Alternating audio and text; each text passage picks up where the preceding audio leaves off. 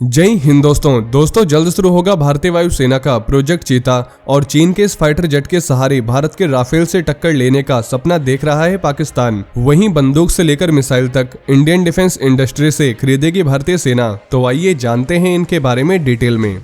दोस्तों, Indian air force का project चीता अब शुरू होने जा रहा है, लेकिन इस बार भारतीय कंपनियों के साथ इंडियन एयरफोर्स इजरायली ड्रोन्स को तीनों सेनाओं के लिए तैयार कराएगी। भारत के हेरोन ड्रोन्स को अपग्रेड किया जाएगा और उन्हें इजरायली मदद से कॉम्बैट लायक बनाया जाएगा ताकि जरूरत पड़ने पर दुश्मन के खिलाफ एग्रेसिव अटैक किया जा सके। प्रोजेक्ट चीता के तहत Indian defence companies in Israeli drones को मिसाइलों से लैस करेगी। इसके अलावा दूसरे सर्विलांस इक्विपमेंट्स और क्षमताओं से ताकतवर बनाएगी। दोस्तों, Heron drones medium altitude UAV हैं जो 250 किलोग्राम वजन लेकर उड़ सकता है। इसमें thermographic camera, airborne surveillance, visible light, radar system आदि लगा होता है और ये अपने बेस से उड़कर खुद ही मिशन पूरा करके बेस पर लौट आता है। वहीं चीन और पाकिस्तान के डिफेंस रिलेशंस और मजबूत होते जा रहे हैं। पाकिस्तान चीनी ड्रैगन के दम पर इंडियन एयरफोर्स के राफेल, सुखोई और MiG-29 से लड़ने का सपना देख रहा है। कुछ सीक्रेट रिपोर्ट के हवाले से खबर मिली है कि चीन पाकिस्तान को J-10 फाइटर जेट की दूसरी खेप देने वाला है। दूसरी खेप में आने वाले 8 फाइटर जेट पाकिस्तान को चीन सौंपेगा। सीक्रेट जानकारी के मुताबिक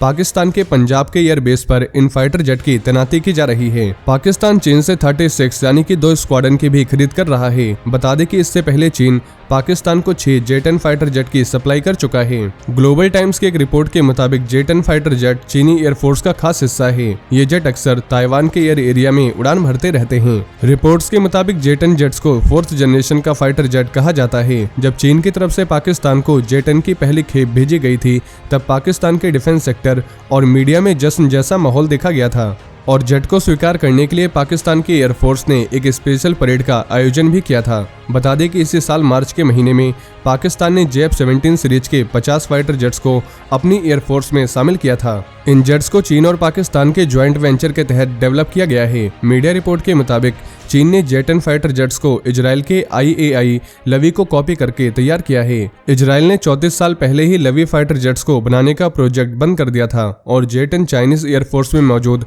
सबसे ज्यादा फाइटर जेट्स हैं। एक रिपोर्ट के मुताबिक चीनी एयरफोर्स और नेवी में J-10 के कुल 488 यूनिट ऑपरेशनल हैं और चीन ने इसे पहली बार साल 2005 में लॉन्च किया था।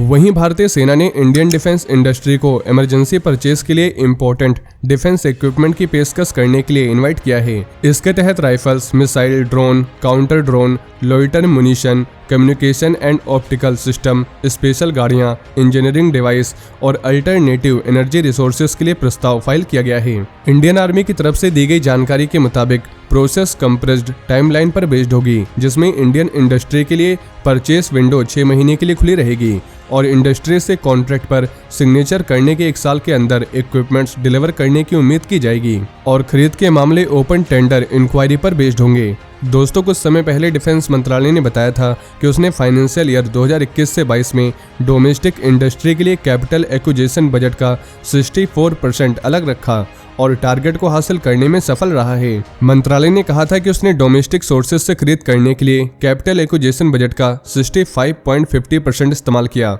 और मंत्रालय ने अपने एक बयान में बताया कि फाइनेंशियल ईयर 2021 से 22 में डोमेस्टिक इंडस्ट्री के लिए कैपिटल एक्विजिशन बजट का 64% निर्धारित किया गया था। डिफेंस मंत्रालय ने जानकारी दी थी कि 2021 से 22 के अंत में मंत्रालय इस टारगेट को प्राप्त करने में सक्षम रहा था। मंत्रालय ने बताया कि इसने प्रधानमंत्री नरेंद्र मोदी के आत्मनिर्भर अभियान के तहत इंडियन इंडस्ट्री के माध्यम से स्वदेशी खरीद पर कैपिटल एक्विजिशन बजट का 65.50% इस्तेमाल किया है। साथ ही मंत्रालय ने यह भी बताया कि वो 2021 से 22 में डिफेंस सर्विसेज के बजट का 99.50% इस्तेमाल करने में सक्षम है और मार्च 2022 की प्रीलिमिनरी एक्सपेंस रिपोर्ट के मुताबिक मंत्रालय फाइनेंशियल ईयर 2021 से 22 में डिफेंस सर्विसेज के बजट का 99.50% इस्तेमाल करने में सक्षम है।